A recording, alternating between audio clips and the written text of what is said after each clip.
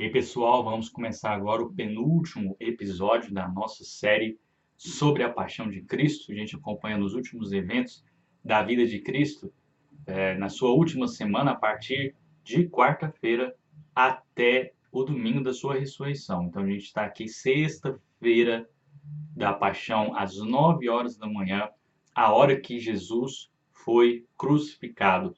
No último episódio, nós vimos sobre a negação de Pedro e sobre Pilatos, né? Como Pilatos entregou Jesus para ser açoitado primeiro e depois crucificado. Então vamos ver aqui, 9 horas da manhã, a hora em que ele foi crucificado na sexta-feira, 3 horas da tarde, a hora que ele morreu e foi sepultado antes do pôr do sol, porque os judeus não poderiam sepultá-lo depois do pôr do sol, que fazia parte da sua cerimônia ali judaica.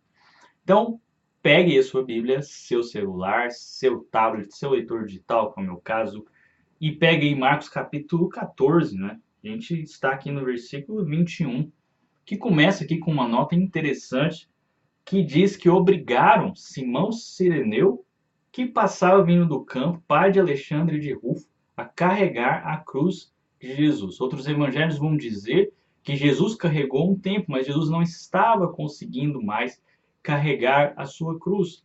Provavelmente não era a cruz inteira, como mostra nos filmes, mas o pedaço, né, horizontal ali que eles carregavam e chegavam ali no lugar da crucificação e juntavam ao pedaço vertical e levantavam a pessoa para ser crucificada. Mas poderia ser também a cruz inteira, o que se tornava muito mais difícil, né?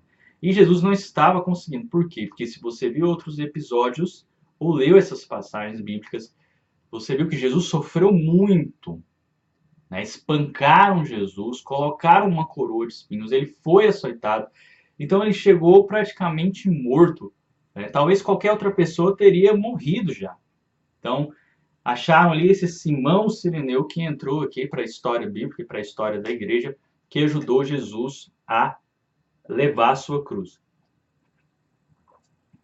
Então, continuando, verso 22.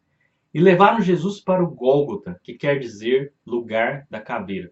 Então, Jesus foi crucificado num lugar simbólico, né? A cruz do Calvário, o Gólgota. Aquele monte tinha um formato de caveira, né? Se você procurar as imagens aí, vai perceber isso. E continuando aqui os sofrimentos de Jesus por nós, porque nós estamos aí batendo nessa tecla, né? O nosso objetivo é que você reflita junto comigo nesse sofrimento que Jesus passou pelos nossos pecados. Versículo 23 diz que quiseram dar-lhe para beber vinho misturado com mirra, mas Jesus não o aceitou.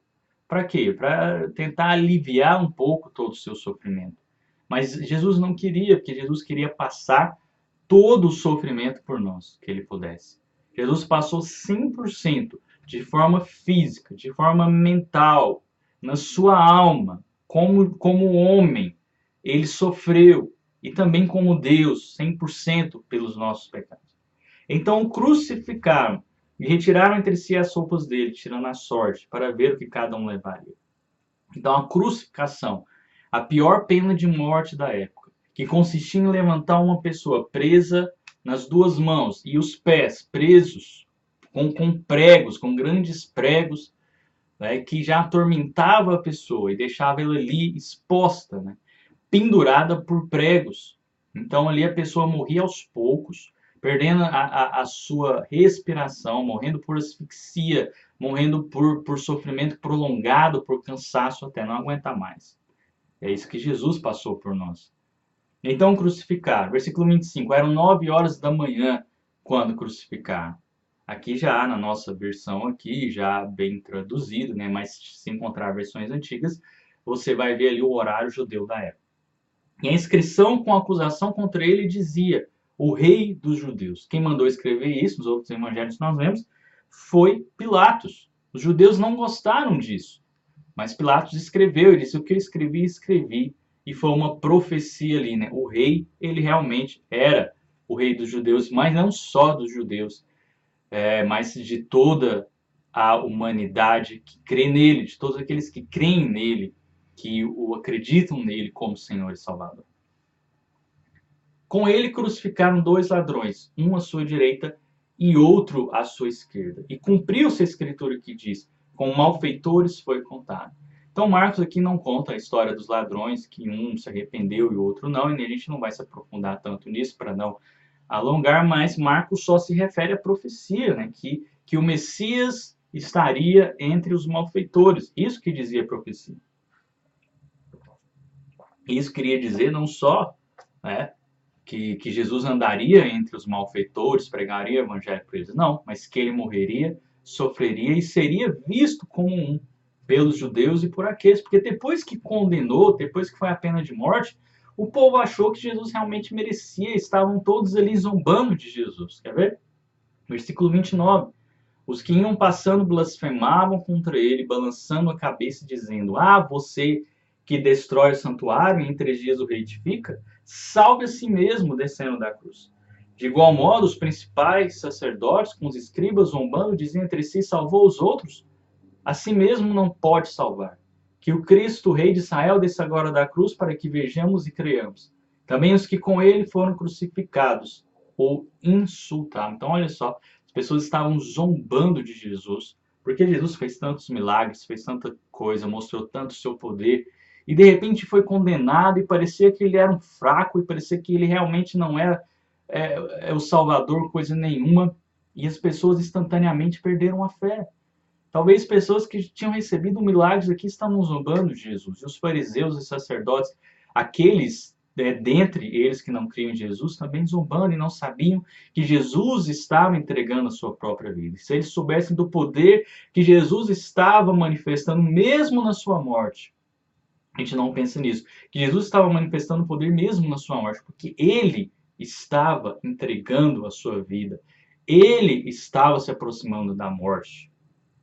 Ninguém estava matando. Aqueles pregos não poderiam matar, aquela cruz não poderiam matar o seu homem físico, mas ele também era 100% Deus. Então ele estava se entregando aquilo e manifestando um poder psicológico surpreendente sobre todo aquele sofrimento.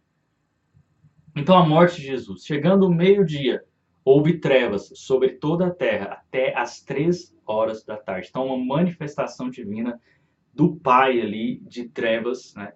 E outros evangelhos vão dizer, esse aqui também, né? Continuando aqui, vamos continuando aí, né? Às 3 horas, Jesus clamou em alta voz: Eloi, Eloi, lema sabachthani. Isso quer dizer: Deus meu, por que me desamparaste? E alguns dos que estavam ali ouvindo isso diziam: vejam, ele chama por Elias. E um deles correu para embeber uma esponja de vinagre, colocando na ponta de um caniço, deu-lhes de beber, dizendo: esperem, vejamos se Elias vem tirar.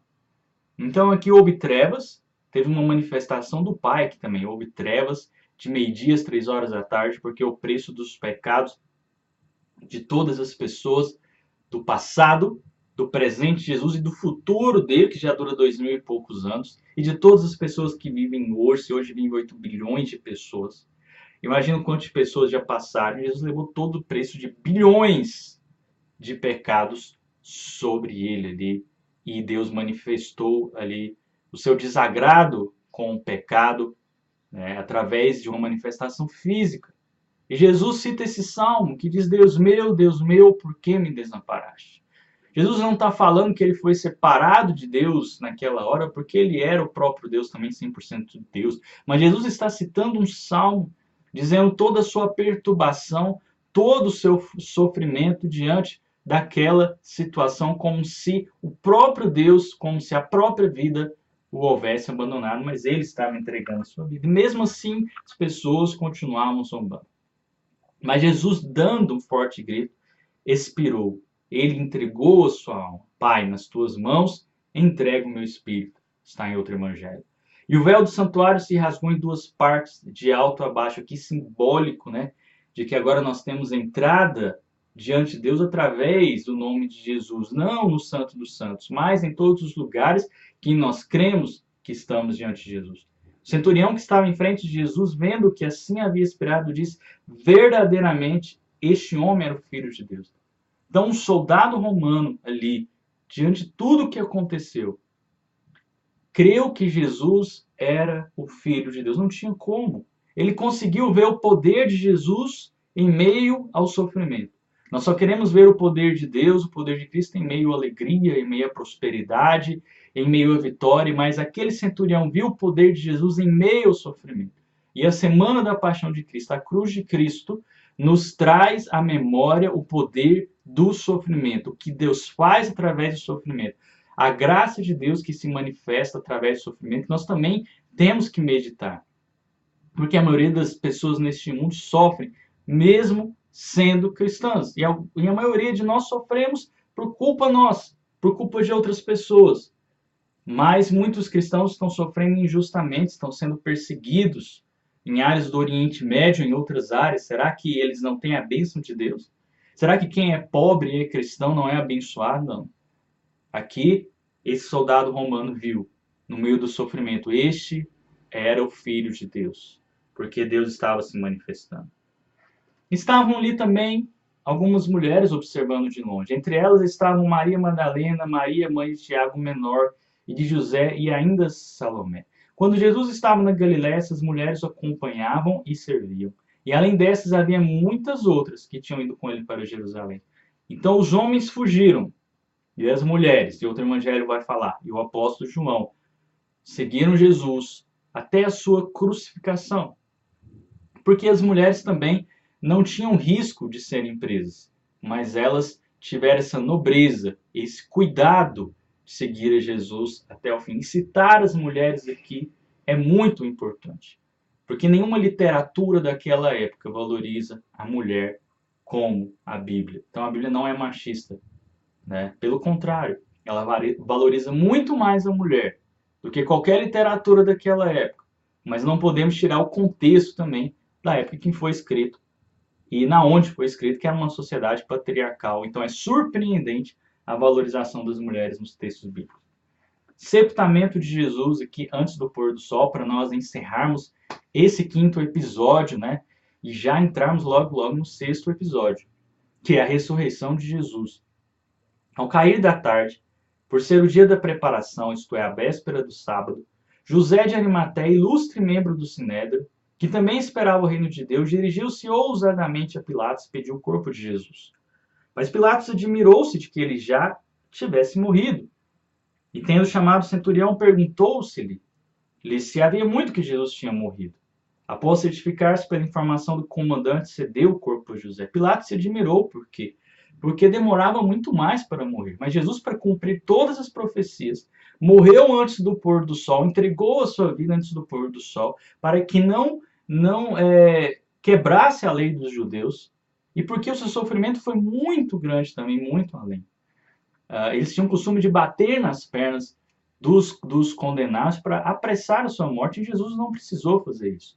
O soldado pôs uma lança do lado de Jesus para certificar da sua morte, e saiu água e sangue. Então Jesus entregou a sua vida.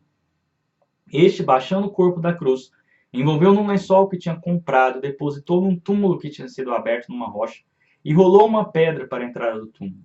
Maria Madalena e Maria, mãe de José, observaram onde ele foi posto.